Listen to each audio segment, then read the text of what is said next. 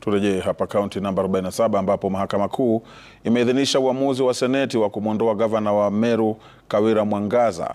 Katika uamuzi wake, Jaji Bahati Mwamuye amesema kuwa mchakato wa kumng'oa Mwangaza ulifuata sheria na hakuna ushahidi wa ukiukaji wa katiba uliowasilishwa.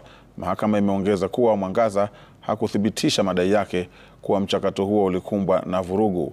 Pia imebainika kuwa seneti haikukiuka maagizo yoyote ya mahakama, kwani hakuna ushahidi wa wazi wa kutotii amri iliyowasilishwa kuhusu ushirikishwaji wa umma. Mahakama ilielezea kuwa hilo hufanyika zaidi katika ngazi ya kaunti.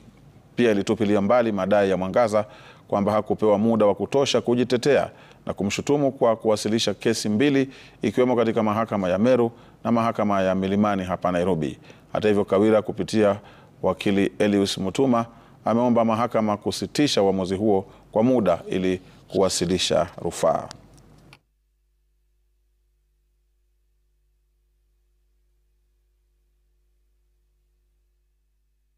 Tukisalia